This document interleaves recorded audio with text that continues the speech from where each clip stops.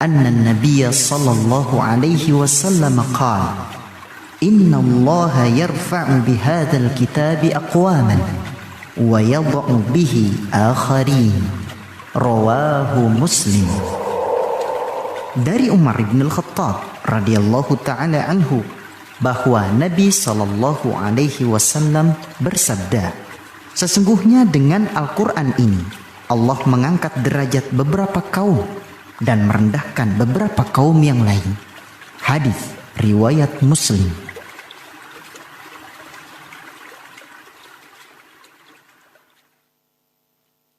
Fajri, suara kebangkitan Islam.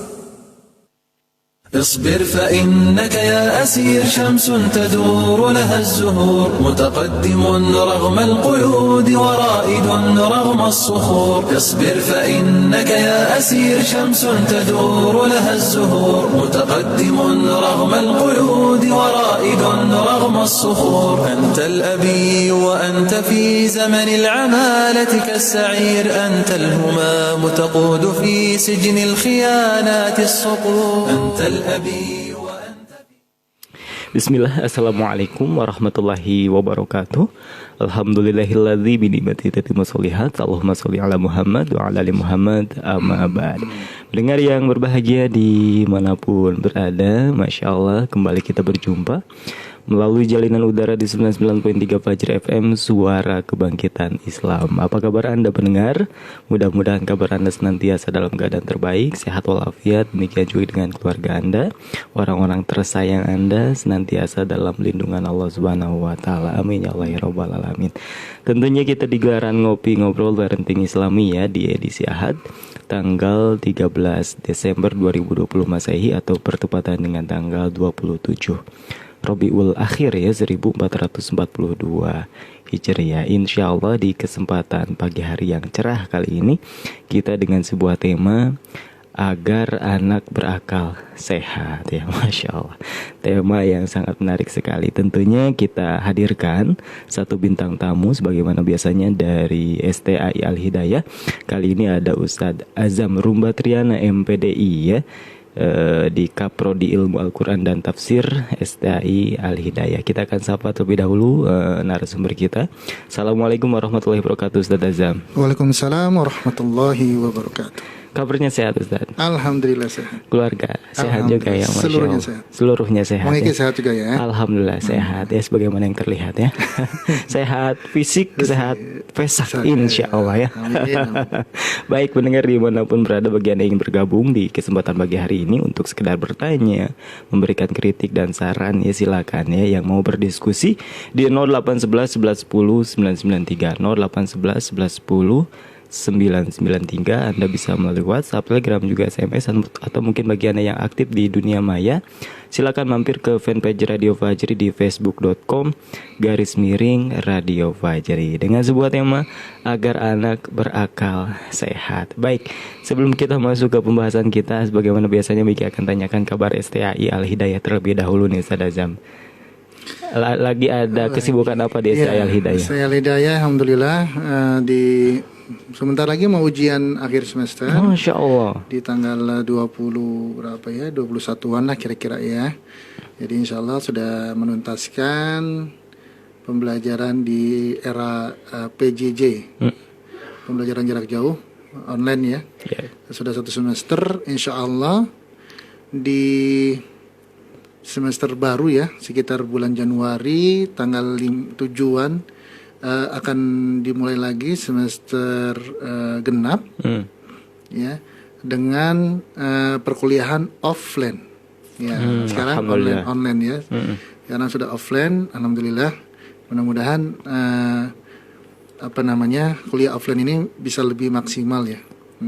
Amin ya. Alhamdulillah ya, kabar baik tentunya ya. Kadang jenuh juga di rumah mulu saat ya, kuliah ini gimana tapi dari rumah misalkan ya. Tapi alhamdulillah kabar baiknya insya Allah kedepannya akan sebagaimana biasanya gitu ya, kembali belajar offline atau belajar tatap muka gitu ya, kalau kata Kang Aris, face to face ya, kembali di kuliah, merasakan nuansa seperti apa sih ya perkuliahan itu.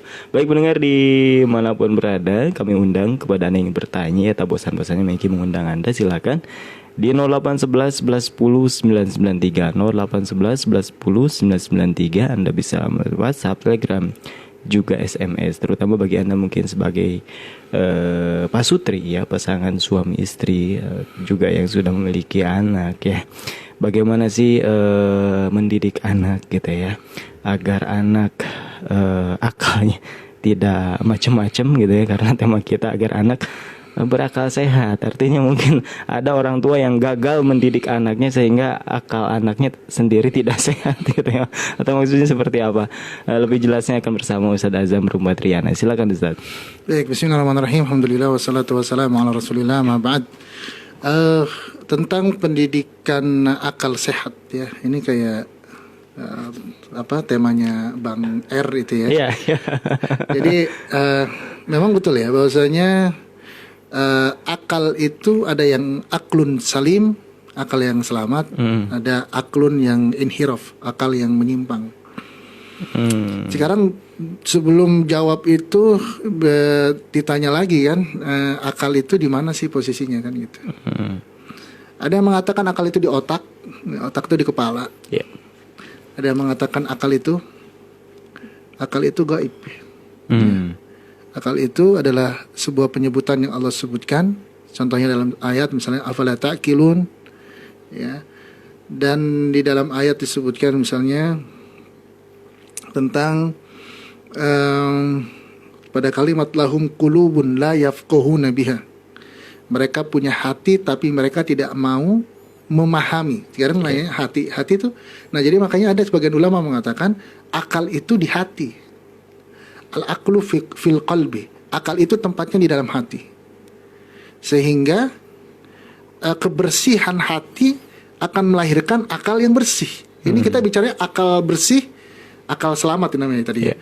Akal selamat dan akal yang sakit maksudnya. Bukan pintar nggak pintar. Ya, karena kalau pintar itu kan cuma masalah kognitif aja. Yeah. Ya, pada masalah kuantitatif saja. Bukan pada masalah bukan pada masalah kebersihan hati. Ada orang cerdas sekali gitu ya, tapi setiap malam mabok misalnya, berjudi, bermain perempuan gitu ya, itu namanya akal yang sakit sebenarnya. Gitu ya, walaupun dia cerdas sekalipun. Nah, tentunya karena akal itu adanya di dalam hati, dia itu seperti fitrah ya. Dia itu awalnya bersih. Ya, sebagaimana yang disabdakan oleh Nabi Muhammad SAW, kullu mauludin yuladu alal fitrah. Ya. Artinya anak yang lahir itu pasti dalam kondisi bersih semua. Jiwanya bersih, akalnya bersih, lambungnya bersih. Kita lihat kan nggak ada kan yang namanya anak kecil jerawatan, nggak ada. Gitu ya. Iya. Kecuali orang yang sudah tercemar badannya gitu kan, dengan berbagai macam zat-zat racun, jadilah muncul semuanya. Termasuk juga badan kalbunya dia, anak itu ketika lahir ya bersih. Nggak ada yang merusak, kata Nabi, yang merusaknya adalah orang tuanya. Fa'buahu Majusi ya, yang menjadikan dia Nasrani atau menjadikan dia itu agama Yahudi gitu ya. Nah ini potensi yang akan terus berkembang pada diri anak. Dia akan mengalami perubahan-perubahan. Maka di sini perlu ada upaya untuk bagaimana cara menjaganya. Gitu ya, bagaimana cara menjaga akal anak-anak kita agar lebih sehat. Di era sekarang Mang Iki ya, saya lihat memang sangat sulit dibandingkan dengan tahun-tahun sebelumnya. Kalau tahun nanti Mang Iki sudah menikah, entah tahun berapa, mudah-mudahan tahun besok atau lusa menikah. Amin. Punya anak sekitar tahun 2022, 2023, itu racun-racun di pemikiran manusia itu lebih masif, lebih banyak lagi. Ya, sekarang kita lihat orang tuh udah nggak malu gitu ya, joget lewat aplikasi, melakukan hal-halnya konyol gitu ya, ngeprank begitu gitu ya, dan itu dilakukan oleh anak-anak. Iya. Ya, itu udah racun. Kemarin saya waktu dari kampus ya, sedang duduk sebentar gitu, ada anak kecil perempuan gitu, tiba-tiba tiba-tiba dia lewat saja terus ngobrol sama temennya, tiba-tiba dia joget sendiri dengan jogetan yang erotik apa? Erotis Erotis. ya, erotis ya. Saya bilang ini anak kecil, ini dari mana dapatnya kan? Iya, Nah, iya. racunnya kena tuh kan? Iya. Ya, pemikirannya udah jadi sekarang, apalagi dengan masifnya artis-artis luar negeri yang masuk ya, Korea minded gitu kan, Amerika minded. Kemudian muncul idol-idol diperkenalkan oleh anak-anak hari ini, mulai dari tingkat TK sampai usia-usia dewasa. Ini makin luar biasa. Iya. Anak kecil sekarang udah gede lebih dulu. Artinya usia 9 tahun udah pada head gitu kan untuk perempuan. Yang anak-anak laki-lakinya usia 10 tahun itu udah pada pacaran, bahkan 7 tahun udah pada pacaran ya. Kan yang kemarin ada kehebohan itu, ada anak kecil ya, perempuan bunuh diri ya, gara-gara diputusin pacarnya, anak SD. Kemudian dia menulis surat, saya ada di HP itu. Iya. Tulis, bukannya aku tidak sayang sama kamu dan macam-macam. Ya, bucin ya. Ya, virus bucin. Iya. Nah, jadi ini ke depan ini Bapak dan Ibu ya, yang ada di rumah ini, anak-anak Ibu ini menjadi santapan-santapan dari perang pemikiran di dunia. Ya, sekarang kita baru ada aplikasi aja. Iya. Ya, anak-anak udah pada kayak begitu semuanya. Nah, makanya perlu ada benteng, dan ini harus kita kuatkan bentengnya. Apa itu? Yang pertama, kuatkan akidah Islamiyahnya. Cara membuat akal sehat itu ditanamkan akidah Islamiyah. Yeah. Karena kalau akidah ghairul Islamiyah, akidah bukan Islam, pasti menyimpang, inhiraf ya, menyimpang. Jadi akidahnya dikuatkan. Ini bukan formalitas, ini bukan abstrak ya. Yeah. Akidah itu apa sih? Keyakinan kepada Tuhan, keyakinan kepada Allahu Rabbul Alamin, Allahu Azza wa Jalla, ditanamkan sejak awal ya. Tanya, nak, Tuhanmu siapa? Ya, dia berada di mana, siapa yang menciptakan kamu, siapa yang memberikan rezeki kepada kamu. Tanamkan akidah-akidah Islamiyah secara kuat, tentunya tidak secara retorika orang ceramah begitu ya, tapi cukup ditanamkan. Jadi menanamkan ya, bukan anak di sini disuruh datang kemudian ibu dan bapaknya bilang innal hamdalillah nahmaduhu wa nasta'inuhu faqala ta'ala ya, tapi ditanamkan. Nah, ini batu ini yang indah ini ada yang menciptakan. Siapa yang menciptakan? Allah. Tanamkan ya, karena generasi yang baik adalah sebagaimana yang disebutkan di dalam Al-Quran, innama yakhshallaha min ibadihil ulama. Coba perhatikan kalimatnya, orang yang dikatakan ulama, orang yang yaksha sama Allah, takut sama Allah. Kenapa bukan orang yang mencintai Allah? Bukan. Kenapa bukan orang yang mengharap pahala Allah? Bukan. Tapi malah yaksha Allah al-ulama. Yang takut kepada Allah adalah ulama. Artinya, ketika seorang manusia itu sudah memiliki rasa khauf kepada Allah, akan muncul warok namanya, kehati-hatian. Nah, ini kalau seorang anak udah ada muncul rasa khauf kepada Allah, maka dia hidupnya akan hati-hati. Dia akan tanya sama abinya, dia akan tanya sama uminya. Pertanyaan misalnya, Bi, kalau begini boleh nggak sih? Nanya dia kan. Nah, tanamkan akidah Islamnya. Kemudian yang kedua, bentengnya adalah kemudian diperkenalkan sunnah Nabi, sunnah Rasulullah SAW.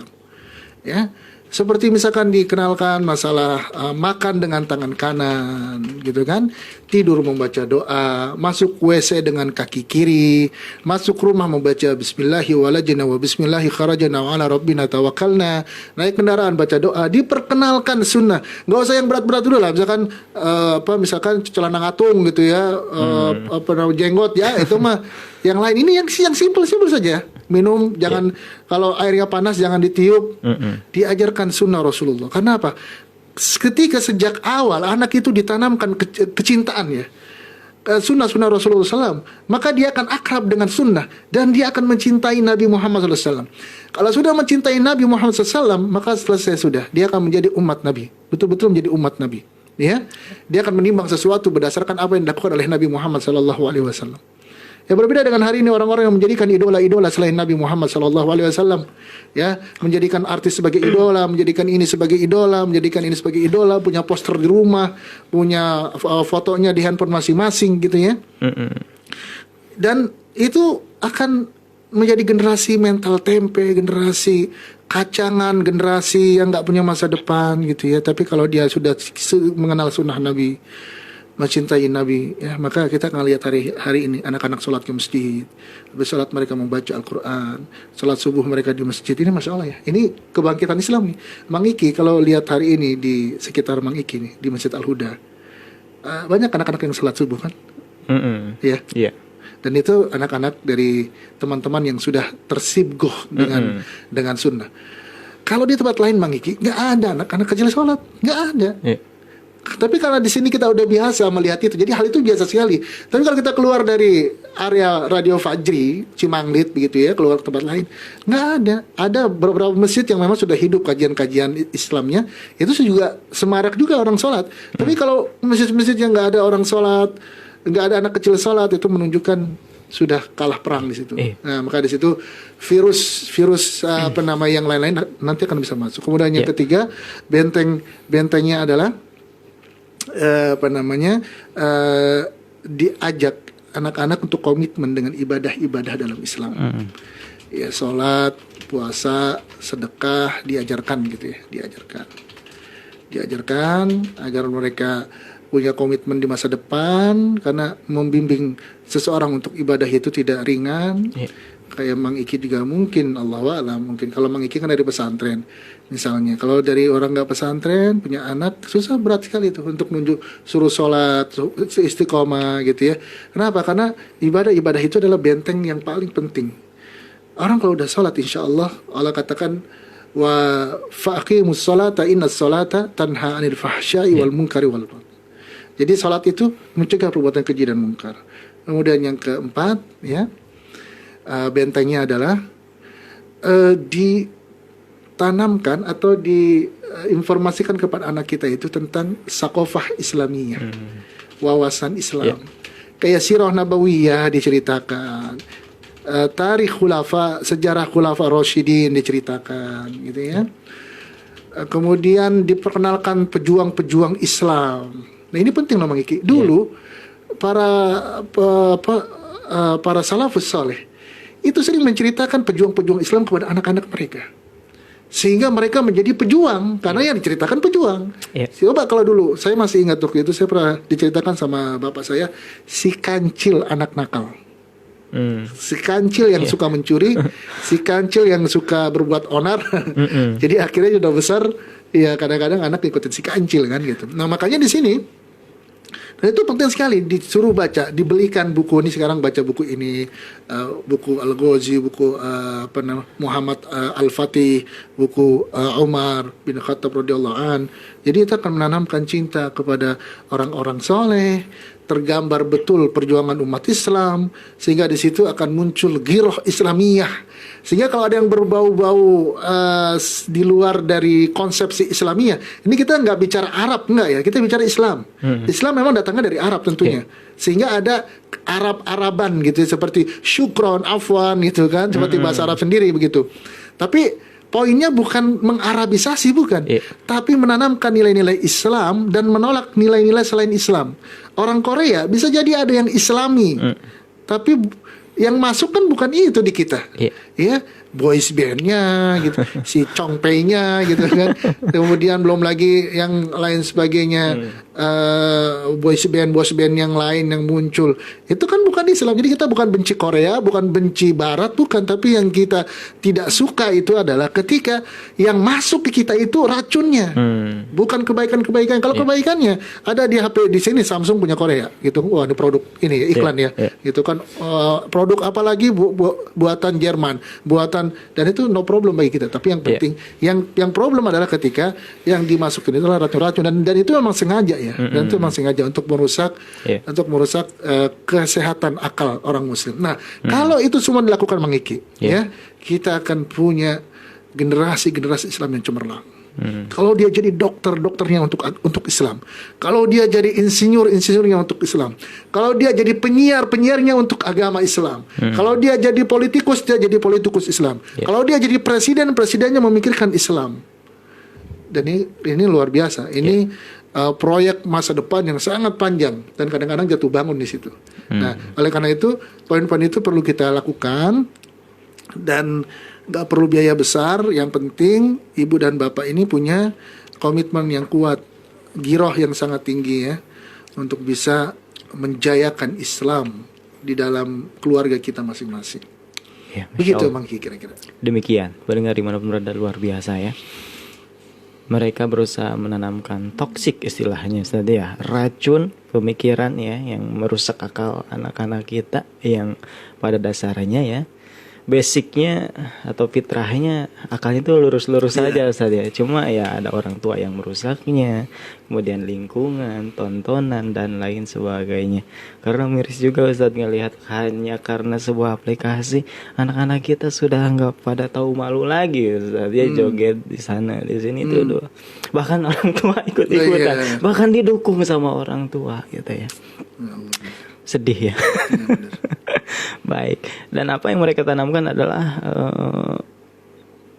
kebatilan Ustaz ya, seperti mungkin boyband Ustaz tadi katakannya K-pop itu kerap sekali mengacungkan tangannya gitu dengan lambang-lambang yang disinyalir itu adalah lambang satanisme dan lain sebagainya gitu kan. Karena mereka berdakwah juga melalui simbol dan lain sebagainya, nyanyian juga ya, diselipkan lirik-lirik yang mengandung kesyirikan ya. Baik, pendengar 58 berada, silakan bagi yang bertanya di 0811 11 10 993 atau ke facebook.com/Radio Fajriyah. Tadi yang pertama poinnya tanamkan akidah Islamiyah ya.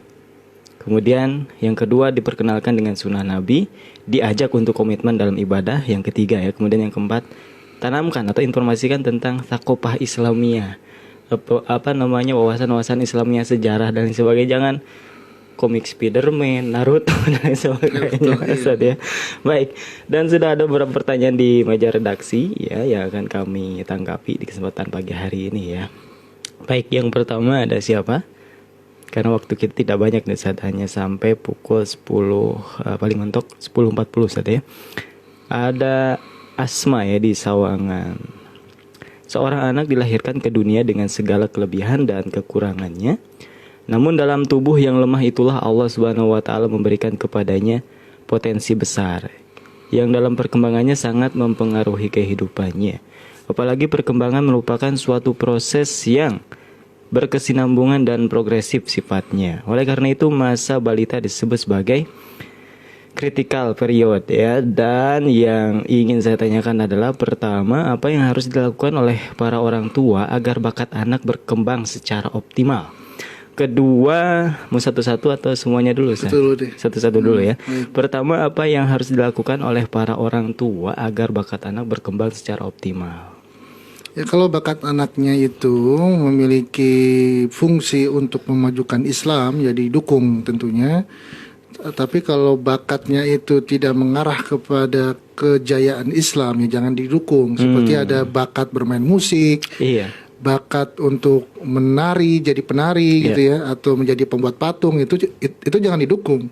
Yang didukung itu bakat-bakat, atau sebenarnya gini, setiap anak itu sebenarnya kalau dalam kapasitas saya melihat itu memang dia punya kecenderungan, tetapi sebenarnya orang tuanya lah yang punya kemampuan untuk membentuk itu. Jadi dialah yang membentuk bakat anak gitu. Mengarahkan. Jadi misalkan nih anak nih kakinya kencang bener nih kalau nendang nih. Dibentuk. Jadi pemain bola misalnya dibentuk. Jadi pemanah dibentuk. Jadi penaik kuda misalnya. Nah, itu dia yang bentuk dan itu diarahkan dan bisa itu. Ya, dan itu bisa gitu. Jadi jangan anak punya mau. Kenapa? Karena fitrahnya kita itu ya karena sudah banyak racun, jadi arahnya pasti selalu menyimpang. Selalu nyarinya yang jauh-jauh dari agama. Yang kayak gitu diikutin terus ya jangan, bahaya. Orang tua harus tegas. Ya. Ini jangan, ini boleh, ini jangan, ini boleh gitu ya. Enggak apa-apa kan karena kalau dalam ilmu psikologi kan ada yang mengatakan jangan sering-sering ucapin ini nggak boleh. Kenapa? Karena akan menghambat otak anak katanya. Otak anak akan dihambat karena sebab kita sering ngomong nggak boleh. Nah nggak boleh itu seperti memutus sebuah kreativitas. Bahkan saya jawab enggak. Dalam Al-Quran Allah sering sebut wala taqrabuz zina wala ta'buduna min dunillah wala. Itu menunjukkan apa? Larangan itu penting gitu ya. Nah jadi ketika kita sebagai orang tua melihat anak punya bakatnya kita lihat positif. kembangkan. Dengan cara apa? Ya diberikan kesempatan untuk mengembangkan itu. Iya. Di lembaga-lembaga pendidikan atau yang lain sebagainya. Begitu caranya. Baik. Demikian ya untuk pertanyaan nomor 1 ya. Selanjutnya yang kedua, apa bedanya anak yang berakal sehat dengan anak yang memiliki konsep dari positif? Oke. Berakal sehat. Iya, sama anak yang memiliki konsep dari konsep diri maksudnya, mohon maaf. Memiliki konsep diri positif. Iya. Akal sehat itu terbangun dari hati yang sehat. Konsep hidup positif kadang-kadang itu tidak terbangun dengan akal sehat. Akal sehat itu dibangun dari hati yang baik, yang lurus kepada agama Allah. Dengan begitu semua aktivitas indrawinya akan mengarahkan kepada kebaikan. Yeah. Tapi kalau tadi apa? Hidup konsep diri positif, memiliki konsep diri positif. Ya, itu harus ada definisinya kan. Konsep diri positif itu apa? Kalau misalkan konsep diri positif selalu merasa positif, misalkan Anda Mang Iki misalkan orang thinking gitu ya. Orang thinking itu kecenderungannya itu kalau lagi bete itu pasti touring gitu misalnya. Nah berarti sebenarnya kita bisa mengembangkan potensi dengan cara melihat potensi kita itu pada posisi mana. Ada thinking, ada feeling, ada yang lain sebagainya begitu. Yeah. Nah kalau yang itu dimaksud itu bukan akal sehat. Kalau akal sehat itu kembali kepada hati yang sehat. Akal sehat itu di hati yang sehat itu dia akan memunculkan indrawi yang baik. Kemudian berpikirnya positif akhirnya. Positifnya itu bukan positif ya, positif. Kan kadang-kadang gini, ada orang nganggap positif itu dia itu seperti tidak punya nilai. Misalkan gini, kalau saya meludah di sini, sebagian orang bilang positif, sebagian orang bilang nggak positif. Jadi kan nggak ada nilai kan. Sedangkan positif itu sebenarnya punya nilai, nilainya kembali kepada agama. Gitu. Maka kalau tadi ditanyakan apa tadi dari positif tadi? Konsep diri positif. Ya, ketika konsep diri positifnya itu maksud positifnya adalah agama yang nggak berbeda dengan akal yang sehat begitu. Iya. Begitu. Baik, demikian ya. Selanjutnya pertanyaan ketiga, moto manipulatif mengatakan bahwa dengan bertubuh sehat pasti tercipta jiwa yang sehat. Jiwa yang kuat mungkin ya. Lalu bagaimana menurut pandangan Ustadz mengenai moto tersebut? Atas penjelasannya syukron. Ya baik. Badan yang kuat akan menghasilkan jiwa yang sehat. Badan yang sehat. Iya. Akan melahirkan jiwa yang kuat. Iya. Setahu saya jiwa nggak tahu pokoknya pokoknya itulah ya. Sering dengar gitu. Jadi sebenarnya pernyataan itu tidak salah 100%. Tetapi tidak benar 100%. Iya. Kalau kita dalam kondisi sakit, tentunya akan membuat kita itu jadi susah beribadah, sehingga kita menjadi futur bisa jadi, gitu kan? Jadi itu tidak salah. Tapi kalau yang dimaksud dengan banyak berolahraga, kemudian kita hatinya menjadi istiqomah gitu ya, itu yang salah. Misalkan semakin kita rajin bermain bola gitu ya, maka kita akan semakin rajin sholat, itu salah gitu. Jadi itu bisa benar, itu bisa salah. Kalau yang tepat sekali itu adalah di dalam jiwa yang sehat terdapat badan yang kuat. Gitu. Jiwanya sehat, qalbun salim, maka badannya senantiasa fit. Walaupun sakit juga dia tetap fit. Yaitu fitnya dengan mengucapkan innalillahi kalau dia sakit begitu. Iya. Insyaallah demikian ya. Selanjutnya Ustaz, beralih ke pertanyaan selanjutnya dari hamba Allah yang berbeda ya. Dari 0838 1106 sekian. Assalamualaikum. Waalaikumsalam warahmatullahi wabarakatuh. Hamba Allah dari Bogor.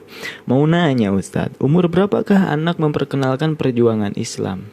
Maksudnya sebenarnya mungkin umur berapakah anak diperkenalkan ya perjuangan Islam, bukan memperkenalkannya. Itu anaknya udah hebat berarti kalau memperkenalkan. Ya, umur berapakah anak diperkenalkan perjuangan Islam dan umur berapakah anak masuk pesantren? Syukron. Oke, untuk masuk pesantren kalau saran saya lebih baik di usia SMP. SMP. Iya, kalau SD Itu sebenarnya masa-masa di mana anak kita harus dekat dengan orang tuanya. Menurut saya ya. Iya. Kalau yang lain berbeda silakan. Tapi memang dari dulu para ulama sering menitipkan anaknya untuk belajar, tapi bukan pesantren. Jadi ada seorang ulama dititipin gitu kan. Iya. Pak Ustadz, saya mau nitip anak saya di TPA ya. Iya. Nah itu boleh begitu, gitu ya. Nah kemudian yang kedua, kapan mulai diperkenalkan dari kecil Bu, kalau perlu Pak ya. Kalau perlu dari kecil, dari usia 2 tahun kita udah mulai menceritakan perjuangan Islam gitu ya, menceritakan tentang kisah Khalid bin Walid, atau mungkin kita bisa membeli CD-CD atau film-film yang berkaitan dengan perjuangan Islam untuk menjejeli mereka dengan perjuangan Islam. Itu lebih bagus kan, gitu ya, dibanding kita menjejali anak-anak kita dengan film horor, ya takut-takutan begitu, kemudian artis-artis yang penuh dengan kemaksiatan gitu ya. Itu kan membuat anak kita tuh menjadi terpengaruh. Jadi bisa mulai 2 tahun juga udah bisa. Baik ya, selama anak udah ngeh gitu ya, bisa gitu. Paham, ngerti lah ya. Baik, demikian ya untuk jawaban dari pertanyaan hamba Allah tadi. Kemudian ini pertanyaan tambahan ya dari Maiki Ustaz, seberapa besar sih pengaruh lingkungan ya terhadap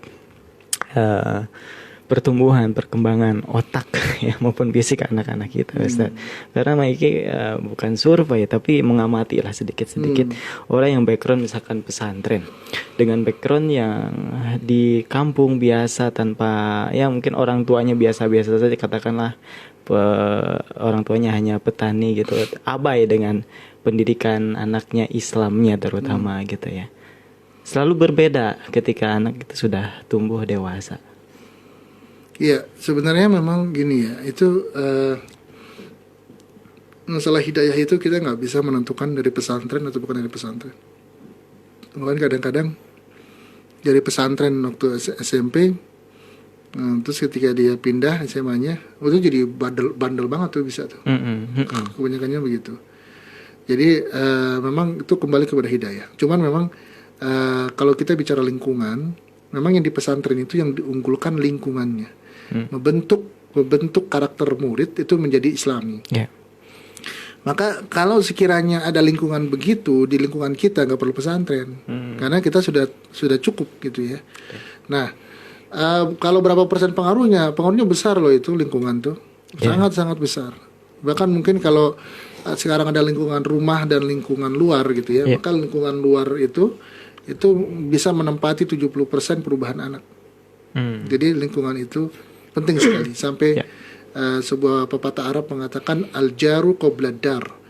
Perhatikan tetangga sebelum kita beli rumah, sebelum kita punya rumah. Gitu. Selanjutnya terkait pendidikan formal, lagi pernah dengar dari seorang ustadz. Jadi katakanlah sebuah lembaga pendidikan atau yang keren dianggapnya, bangunannya luar biasa gitu. Kemudian popularitas dari lembaga pendidikan sendiri juga udah terkenal gitu Ustaz. Dengan seorang guru yang memang bisa menanamkan bukan hanya sekedar knowledge gitu ya, tapi bisa mentransferkan akhlak, karakter gitu Ustaz. Nah, Mai juga ingin bertanya, seberapa besar peran pendidikan kepada anak-anak kita ya, terutama dalam mempengaruhi kesehatan akal. Apakah perlu dipilih lembaga pendidikan yang udah misalkan dari dosen-dosennya udah kelihatan ini jelas gitu dosen-dosennya gitu dan lain sebagainya? Ya pasti, karena yang terpenting dalam lembaga pendidikan itu yaitu dari sisi pengajarnya siapa gitu ya. Terus yang kedua dari sisi kurikulumnya. Nah di sini kita kampus Al-Hidayah ya, mobil khusus nih. Kita kan kampus yang mengusung manhaj Ahlussunnah wal Jamaah. Dosen-dosennya pun memiliki pemahaman tentang itu. Sehingga memang bagi Bapak dan Ibu nih kalau ingin mencari kampus yang baik gitu ya, yang bisa membawa perubahan besar dalam diri anaknya dan menjadi lingkungan terbaik bagi anak-anaknya, ya mungkin bisa coba di kampus kita. Kalau perlu jangan dicoba, langsung saja masuk gitu ya. Karena betul sekali kalau kita lihat, saya pernah lihat di Bogor lah ya, saya nggak perlu sebut kampusnya. Jadi saya waktu S2 jurusannya itu adalah program studinya konsentrasinya pendidikan dan pemikiran Islam. Iya. Jadi kita sarjana-sarjana yang diharapkan untuk mengcounter pemikiran liberal. Gitu ya. Nah, setelah itu kita ada di kampus itu gitu, di kampus itu. Tapi satu sisi kita mau memerangi pemikiran yang berseberangan dengan Islam, tapi di kampus itu, kampus Islam, membuat konser musik. Ya. Iya. Dan insya Allah di kampus kita nggak ada itu, nggak ada, insya Allah nggak ada. Ya. Ya kita udah Iya. komitmen, kampus yang berkomitmen gitu kan. Iya. Karena kita nggak boleh gitu kayak munafik atau kayak abu-abu begitu. Kita komitmen di atas Islam.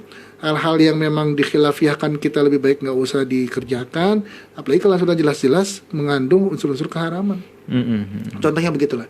Jadi kalau misalkan ingin cari kampus di Bogor tentunya ya cobalah melirik ke kampus kita, insya Allah kampus terbaik untuk klaster sekolah tinggi swasta se-Jawa Barat, juara 1, diakui oleh negara. Begitu. Luar biasa ya, silakan recommended. Saya Al-Hidayah Bogor. Baik pendengar dimanapun berada, selanjutnya ada pertanyaan ya dari 08569279 sekian. Bagaimana cara mendidik anak sesuai dengan jenisnya? Saya punya anak laki-laki, senang bermain dengan adiknya perempuan, tapi terkadang suka terbawa perilakunya ke adik perempuannya. Terima kasih Pak Ustadz, jazakallahu khair. Ya. Ada satu literatur ya, itu menceritakan bagaimana seorang Muhammad Al-Fatih itu bisa menaklukkan Konstantinopel pada usia berapa? 19 tahun ya. Ada yang bilang 21 atau 19 lah ya. Jadi usia Mang Iki sekarang ini belum bisa menaklukkan apa-apa dan siapapun gitu ya. Dia pada usia 19 tahun atau kisaran 21 itu bisa menaklukkan Konstantinopel, Turki kan sekarang. Hebat sekali. Kenapa? Karena pola pendidikannya. Apa pola pendidikannya? Muhammad Al-Fatih sejak kecil hanya diperkenalkan mainan-mainan yang berkaitan dengan keperwiraan. Pedang. Kalau anak kecil pedang-pedangan. Panah. Kalau anak kecil panah-panahan. Berkuda. Kalau anak kecil kuda-kudaan. Gitu kan. Diberikan pakaian-pakaian syuhroh, kebanggaan Islam gitu ya. Jadi dia jadi laki-laki. Ini hati-hati Bu tadi itu. Jadi ntar lama-lama jadi dan itu banyak ya penyimpangan seksual itu, kecenderungan gender itu jadi melehoi gitu. Karena dia bergaul dengan perempuan. Mang Iki bergaul sama di salon aja, keluar-keluar udah jadi melambai gitu. Lekong. Apalagi anak-anak. Makanya saya sarankan sama ibu, bolehlah bermain sama anak, tapi diperkenalkan ini loh laki-laki, ini mainan laki-laki, yang ini mainan perempuan, diperkenalkan. Ya itu penting sekali. Ya. Sayang kalau udah punya anak laki-laki kalau jadi laki-laki. Bener ya, demikian ya. Dari mainannya itu sangat berpengaruh ya. Betul. Tapi kalau laki-laki biasanya di hitan ya. Dia minta hadiah apa nih? Ya mungkin 90% Maiki amati minta robotan. Maiki sendiri dulu minta sepeda ya. Oh minta kuda yang kecil ya, nggak apa-apa, itu bagus ya. Baik pendengar dimanapun berada, demikian ya pertanyaan dari hamba Allah tadi, dari Bunga Diana. Dan nampaknya Ustaz demikianlah adalah pertanyaan terakhir di kesempatan pagi hari ini ya di Gelaran Ngopi ya. Karena sayang sekali waktu kita tidak banyak ya, dan insya Allah kita akan kembali berjumpa di acara yang sama pada pekan depan ya, di acara ngobrol parenting Islami. Pendengar di mana berada yang sudah berpartisipasi mengirimkan pertanyaan ya, berinteraksi bersama kami haturkan jazakumullah khair ya. Mudah-mudahan apa yang Anda lakukan ya, termasuk memberikan pesan ke Radio Fajri itu dihitung pahala oleh Allah Subhanahu wa taala. Dan bagi Anda yang hanya menyimak saja, barakallahu fikum. Dan Ustaz Azam, mungkin sebelum kita tutup ada kata-kata terakhir sebelum nanti kita berjumpa kembali di acara Gamis ya. Kata-kata terakhirnya adalah jika Anda mau kuliah, kuliahlah ke Sekolah Tinggi Agama Islam Al-Hidayah Bogor. Iya. Di program studi Ilmu Al-Quran dan Tafsir dengan kepribadiannya adalah saya sendiri. Masya Allah, itu singkat, padat, dan iklan. Baik pendengar di mana berada, akhir kata saya Iki pamit undur diri juga mewakili Akhi Haris di meja operator. Ya, mohon maaf atas segala kekeliruan. Ustaz Azam terima kasih sebanyak-banyak, jazakallahu khair, mudah-mudahan berkah ilmunya. Subhanakallahumma wa bihamdika asyhadu an la ilaha illa anta astaghfiruka wa atubu ilaik. Wassalamualaikum warahmatullahi wabarakatuh. Waalaikumsalam. أدري بأنك واثق أن النهاية للصبور دارت نفوس بالصغار وأنت بالكبرى تدور فاهنأ بسجنك وامتشر سيف النكاية للكفور متوشحا بالعزم قد نام الأراذل في الخدور وقف الزمان أمام سجنك يحتفي بدم النحور متوشحا بالعزم قد نام الأراذل في الخدور وقف الزمان أمام سجنك يحتفي بدم النحور أنت الهمام أنت الهمام أنت الهمام. Saat ini Anda sedang mendengarkan frekuensi 99.